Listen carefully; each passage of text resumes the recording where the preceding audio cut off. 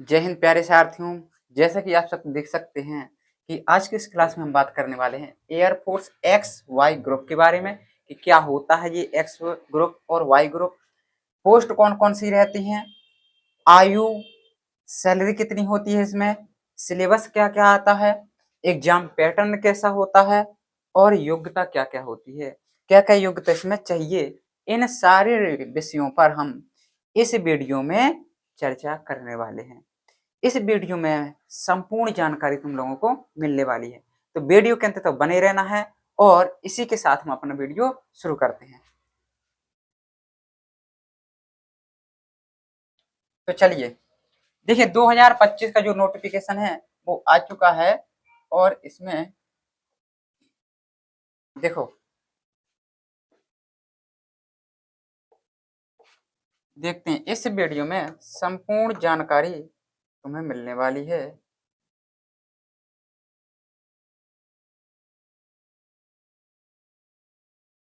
ठीक है, तो यहाँ पे देख सकते हैं,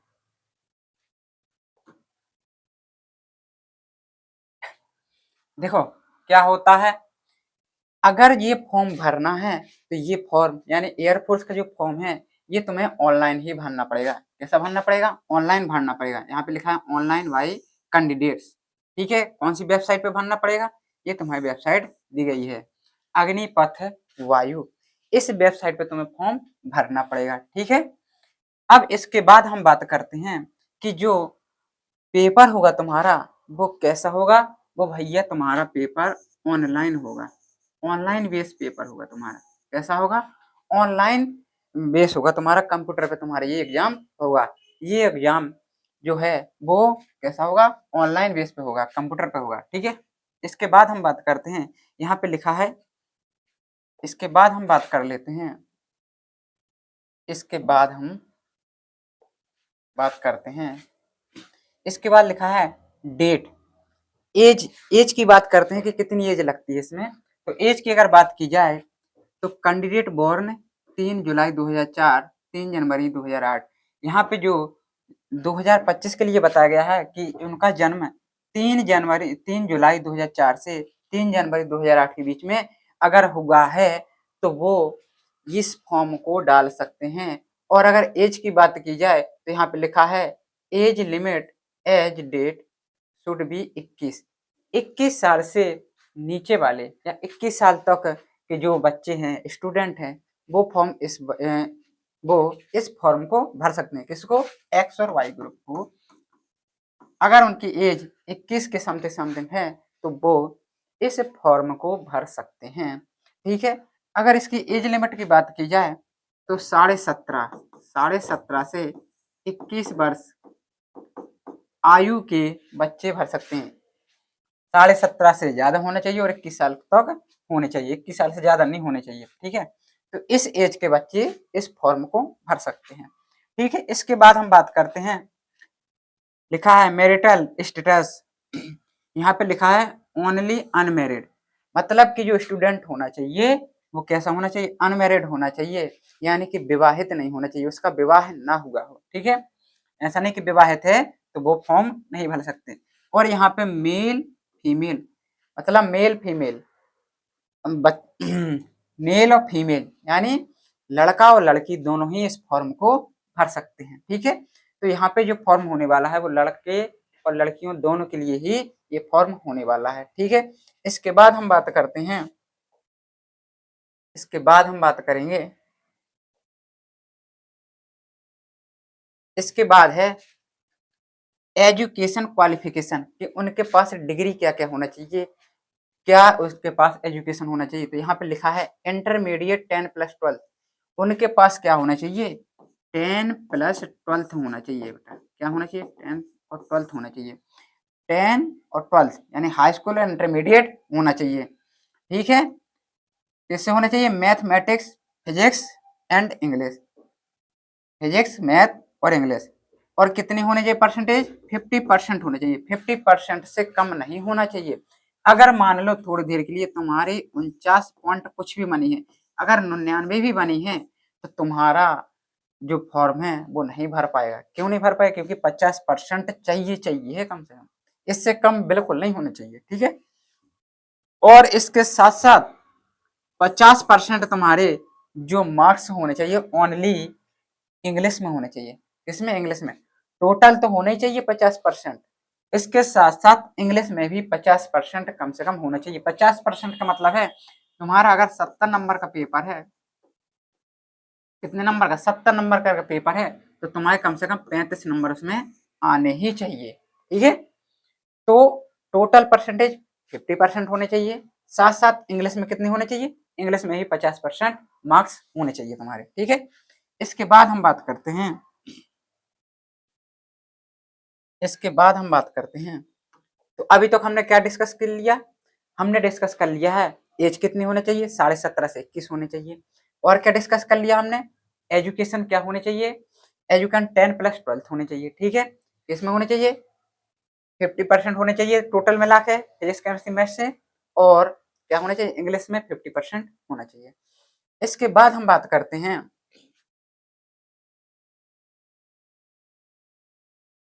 इसके बाद हम बात करेंगे, इसके बाद ये तुम्हारा आ जाता है 8 नंबर। इसके बाद हम बात करेंगे, यहाँ पे है तुम्हारा मेडिकल। मेडिकल में क्या क्या चाहिए मेल और फीमेल के लिए? मेडिकल की बात करेंगे, यहाँ पे लिखा है हाइट। पहले हाइट, ऊंचाई कितनी होनी चाहिए? तो ऊंचाई पे देखा है हो मेल कैंडिडेट, मेल यानी लड़कों के लिए कितनी होनी चाहिए? 152.5 सेंटीमीटर होने चाहिए। लड़कों के लिए 152.5 सेंटीमीटर हाइट होनी ही चाहिए। मेल के लिए, फीमेल के लिए कितनी होनी चाहिए? फीमेल लड़कियों के लिए 152 सेंटीमीटर होने चाहिए। कितनी होने चाहिए? 152 सेंटीमीटर होनी चाहिए तुम्हारी, ठीक है।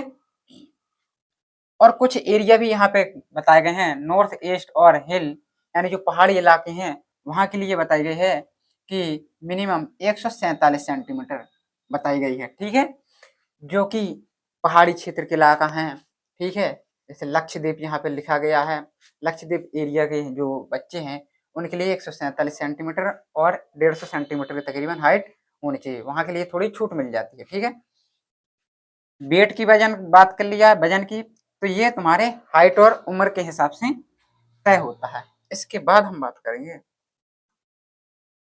इसके बाद है यहाँ पे ये लिखा है तुम्हारा, इसके बाद लिखा है चेस्ट। चेस्ट यानी सीना, छाती, ये कितनी होनी चाहिए?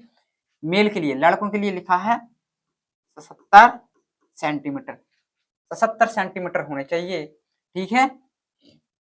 एटलीस्ट 5 सेंटीमीटर, 77 तो होने चाहिए। इसके बाद फूलने के बाद कम से कम कितनी फूलनी चाहिए? 5 सेंटीमीटर और फूलने चाहिए, ठीक है। फीमेल के लिए कितनी है? Female the chest will be properly and will develop, इनकी भी कम से कम 5 सेंटीमीटर फूलनी ही चाहिए, ठीक है। हियरिंग, सुनने की क्षमता कैसी होनी चाहिए?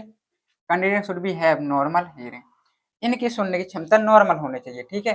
ज्यादा न ज्यादा ऊंचा सुनता हो और न ज्यादा कम सुनाई देता हो, ठीक है। यहाँ पे लिखा भी है डिस्टेंस ऑफ 6 मीटर, 6 मीटर के एरिया में मैक्सिमम सुनता रहे। डेंटल, दांतों का, should have healthy gums good set of teeth, यहाँ पे जो दांत होने चाहिए वो पर्टिकुलर बढ़िया होने चाहिए, मतलब कि शेप में होने चाहिए, ऐसे नहीं कि टेढ़े मेढ़े हों, आगे पीछे भाग रहे हों, तो यहाँ पे बढ़िया होने चाहिए दांत हमारे, ठीक है। यहाँ पे आई आंखों का साइज बताया गया है। आंखों में क्या करेंगे वो कलर देंगे, तुम्हें देखने के लिए कलरों को चॉइस करना पड़ेगा, पेन से इस तरीके से तुम्हें करना पड़ेगा ताकि तुम्हारी आंखें देखेंगे वो सही है या नहीं है, किस तरीके से तुम्हारी बात करते हैं, ठीक है। इसके बाद हम यहाँ पे लिखा है general health should be fit, यहाँ पे जो तुम्हारा हेल्थ होना चाहिए वो कैसा होना चाहिए? Candidate should be fit for the airport, यहाँ पे जो तुम्हारा हेल्थ होना चाहिए वो कैसा होना चाहिए? फिट होना चाहिए एकदम, ठीक है। इसके बाद, इसके बाद यहाँ पे देखने वाली बात ये है, यहाँ पे लिखा है कंसेप्शन ऑफ नार्कोटिक ड्रग्स, मतलब कि जो लड़का होगा वो ड्रग्स आदि का आदि नहीं होना चाहिए, यानी वो ड्रग्स और गांजे की लत नहीं होनी चाहिए, किसी प्रकार का नशा ना करता हो। अगर वो इस तरीके की चीजें लेता है तो वो इस फॉर्म को नहीं भर सकता है, ठीक है। इसके बाद लिखा है बॉडी टैटू, शरीर पर किसी भी प्रकार का टैटू नहीं होना चाहिए। अगर टैटू है तो वो रिजेक्ट हो जाएगा, मेडिकल से बाहर ही हो जाएगा, फॉर्म नहीं भर पाएगा बेटा, ठीक है। तो इस तरीके की चीजें बिल्कुल नहीं करना है। इस तरीके की चीजें टैटू वैटू अगर बनवाए हो या बनवाने की सोच रहे हो तो बिल्कुल ना बनवाएं, नहीं तो फॉर्म नहीं भर पाओगे।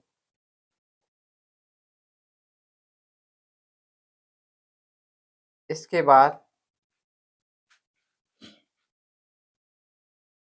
बाद बात करने वाले हैं, यहाँ पे आ जाएंगे। इसके बाद है सैलरी की बात कर लेते हैं। यहाँ पे जो सैलरी वाली होने वाली है, यहाँ पे सैलरी तुम्हारी स्टार्टिंग में 30,000, यहाँ पे जो स्टार्टिंग सैलरी होने वाली है वो तुम्हारी 30,000 से स्टार्टिंग होने वाली है तुम्हारी। फिर इसी तरीके से तुम्हारी धीरे धीरे बढ़ती रहेगी। तो स्टार्टिंग जो सैलरी है वो 30,000 से तुम्हारी होने वाली है, ठीक है। इसके बाद हम बात कर लेते हैं कि तुम्हारे जो एग्जाम पैटर्न है वो कैसा होगा और कौन कौन सब्जेक्ट आएंगे, ठीक है। तो यहाँ पे जो तुम्हारे देखो science subject, total duration of the online test shall be 60 minute, यानी जो तुम्हारा पेपर होने वाला है वो कितने समय का होने वाला है, 60 मिनट का, यानी 1 घंटे का पेपर होगा तुम्हारा और ऑनलाइन होगा, कंप्यूटर बेस होगा। 60 मिनट यानी 1 घंटे में तुम्हारा पेपर पूरे तरीके से हो जाएगा, ठीक है। और इसमें क्या क्या आएगा, देखो इसमें तुम्हारे एयरफोर्स एक्स में मैथ आती है, फिजिक्स आती है और इंग्लिश, ये तुम्हारा सिलेबस रहता है। मैथ फिजिक्स और इंग्लिश होती है इसमें तुम्हारी एयरफोर्स एक्स में, तो ये तुम्हारा सिलेबस रहा। इसके बाद और देखता हूँ मैं कुछ और बताने लायक है तुम्हारे लिए। हाँ, यहाँ पे थोड़ी और रह गया है मेडिकल का। देखो यहाँ पे जो दौड़ है तुम्हारी, दौड़ की ओर चर्चा कर लेंगे। यहाँ पे जो तुम्हारी रनिंग होने वाली है 1.6 किलोमीटर यानी 1600 मीटर। कितनी होने भाई, 1600 मीटर को दौड़ना है तुम्हें, कितने में, 7 मिनट में। 7 मिनट में तुम्हें क्वालिफाइंग करना है इस रनिंग को। लड़कों के लिए 7 मिनट दिया गया है, लड़कियों के लिए 8 मिनट दिया गया है, 1 मिनट उनको डिस्काउंट दिया गया है, बढ़ाया गया है। 1600 मीटर की तुम्हारी दौड़ होने वाली है, ठीक है। इसके बाद 10 पुशअप लगाना है तुम्हें, 10 सिटअप्स लगाना है और 20 तुम्हें उचकून लगाना है, स्क्वाट, ठीक है। तो यहाँ पे ये तुम्हारे लिए होने वाले हैं मेडिकल का। फीमेल के लिए क्या है, 10 कहा है और 15 उचकून कहा है। ये तुम्हारे इस तरीके से मेडिकल का होने वाला है। उसके बाद